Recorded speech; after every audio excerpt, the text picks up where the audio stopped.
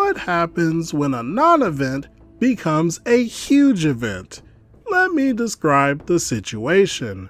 Some number of years ago, when I was a relatively new and naive DM, I was running a game with 3 friends of mine from college. There was Monk, Sorcerer, and Fighter. We all knew each other fairly well, and never really had any problems until we suddenly did.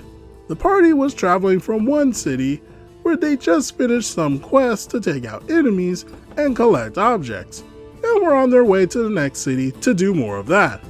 I decided in the moment to throw a small random encounter of no consequence whatsoever. As the party was traveling down the road, they encountered a young, plain, very unarmed woman carrying a basket of flowers. I don't know why I did this. I suppose I just wanted to see how paranoid they were, or how they would react to something completely unimportant. I certainly learned. The woman offered to sell the party some of her flowers for some paltry amount of coin. Totally harmless. Sorcerer says, "Sure, why not? Flowers are dope. Thanks, lady." Monk says, "Yes, okay. If it helps you get by, we just made fat stacks. I'll help the local economy." Fighter looks at me in the eye and says, "I knock her out." "You what, bro?" "I draw my sword and hit her on the back of the head with the pommel." Now, I had always told my players that they could attempt whatever they wanted, although there was no guarantee of success, and there would almost always be consequences. So in my innocence, I allowed it. The woman, being a commoner with no combat experience at all, went down immediately. Sorcerer and Monk just stared, mouths agape, thoroughly baffled. "Why?" "I don't know." "Dude, seriously." "All right.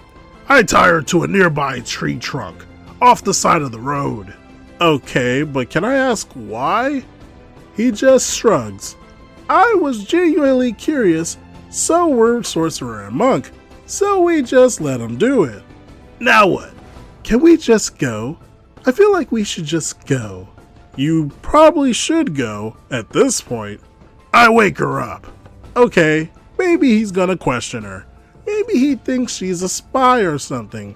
Wouldn't put it past me to have them encounter some random person and have her turn out to be a spy or something. Fair enough. Benefit of the doubt? Activate." I shake her awake and hold my sword menacingly. Okay, she's visibly terrified. She asks, "What do you want?" I ask what the fighter wants as well. "Same. What is she doing selling flowers around here? That's weird. Who sells flowers?" "I don't know, some people do. It's really not important. I'll just tell you straight up, this girl has nothing to do with anything." Fighter accepts this. Monk and Sorcerer are eager to move on. I am as well. Instant regret for even throwing in this encounter. Then it comes. "I want to roll to do her." Monk is silent. "Dude, what?" I am not prepared for today. "Are you serious? You want to have your way with this random woman?" At this, Fighter panics. He literally throws his hands into the air as if we had pulled guns on him.